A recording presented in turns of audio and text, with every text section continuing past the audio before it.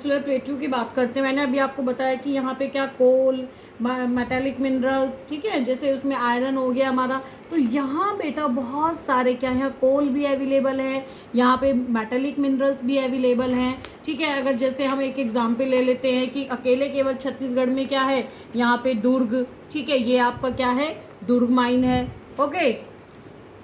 दुर्ग mine के अलावा यहाँ पे बैलाडीला, दुर्ग और बैलाडीला दोनों क्या आयरन और माइन है। उसके अलावा बेटा मयूरभंज हो गया आपका, कहाँ पर ओडिशा में, ठीक है। उसके बाद में बेटा बहुत सारे आयरन और माइंस हमारी क्या है इस सीरीज में, यहाँ आकर के नीचे कर्नाटका में भी क्या है आयरन मिलता है।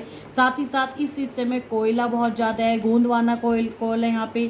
साथ ही साथ तमिलनाडु में टर्शरी कोल है बेटा, जिसको नेवेली खानों से निकाला जाता है तमिलनाडु की, ठीक है।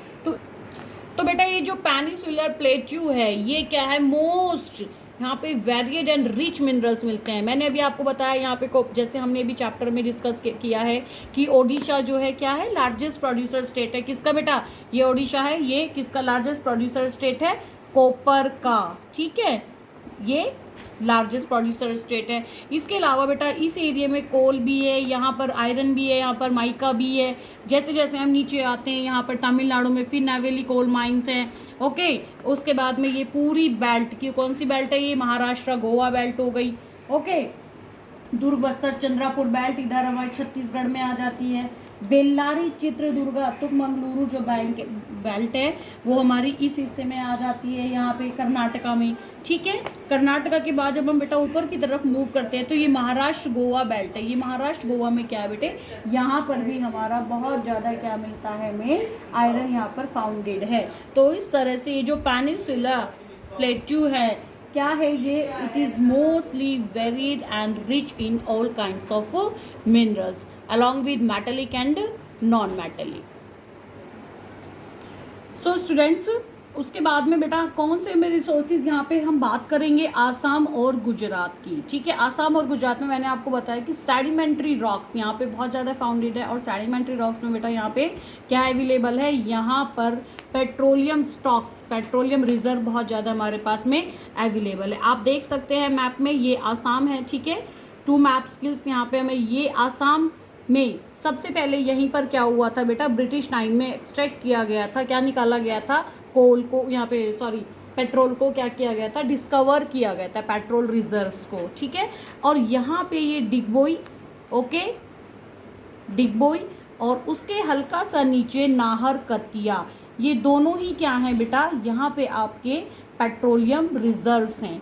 तो यहाँ पे आसाम में बहुत बड़े लेवल में क्या पाया जाता है बेटा, यहाँ पे हमारा पेट्रोल रिजर्व्स हमें अवेलेबल होते हैं। उसके बाद चलते हैं गुजरात की तरफ। तो बेटा गुजरात में भी क्या है, पेट्रोलियम रिजर्व्स अवेलेबल हुए हैं। यहाँ पर Kalol and Ankleshwar both are the major sites which where we found the petroleum reserves. तो मैंने अभी आपको क्या बताया कि आसाम और गुजरात दोनों में ही किस तरह के रॉक्स अवेलेबल है, सेडिमेंट्री रॉक्स से अवेलेबल हैं। और इन सेडिमेंट्री रॉक्स में किस तरह का मिनरल मिलता है बेटा, हमें क्रूड ऑयल यानी पेट्रोल हमें यहाँ पे मिलता है, जिस क्रूड ऑयल को रिफाइन करके क्या कन्वर्ट किया जाता है किसमें, पेट्रोलियम में। फिर after then diesel and kerosene and all other by products of plastics, okay. कौन कौन सी साइट है बेटा, देखो कलोल एंड अंकलेश्वर, ठीक है। एंड दोनों ही ये आपको क्या करनी है, मैं साथ साथ आपको कोशिश कर रही हूँ कि इसकी मैप स्किल की भी, ऑयल फील्ड्स ऑफ इंडिया, ठीक है। कलोल एंड अंकलेश्वर आपका क्या आता है, मैप में प्लॉटिंग के लिए आता है, आपको आइडेंटिफाई करना होता है, लोकेशन भी आपको पता होनी चाहिए और आइडेंटिफिकेशन भी। ये आपका ऊपर की साइड में कलोल और उसके बाद में बेटा कौन सी है, अंकलेश्वर, ओके। ऑन मत करना भी 3. So students, let's move towards the Rajasthan. Beta here we got all non-ferrous minerals. ठीक है, राजस्थान क्या है, बहुत ज़्यादा रिच है इन नॉन फेरस मिनरल्स में, just like for example copper, mica, है ना, और उसके साथ साथ में लाइमस्टोन। ये सारे मिनरल्स यहाँ पे राजस्थान में बड़ी ही एबेंडेंस के साथ में यहाँ पे अवेलेबल होते हैं, ओके।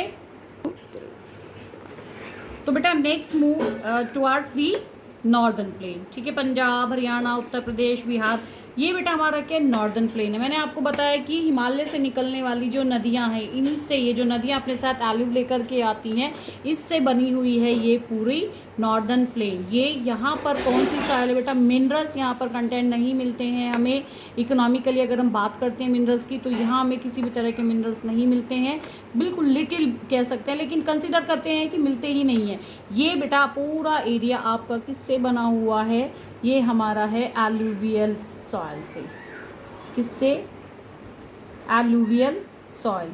मैंने आपको अभी पहले बताया है लेक्चर में कि alluvial soil is the most fertile soil of India, ठीक है। और इसीलिए ये इकोनॉमिकली यहाँ पे क्रॉप प्रोडक्शन के लिए बहुत ज़्यादा क्या रखता है, इंपॉर्टेंस रखता है। So in this video we have discuss the distribution of minerals in India, ठीक है, 1 by 1. Okay, in next video we will discuss next topic of this chapter. Till then, keep continue your study. Thank you.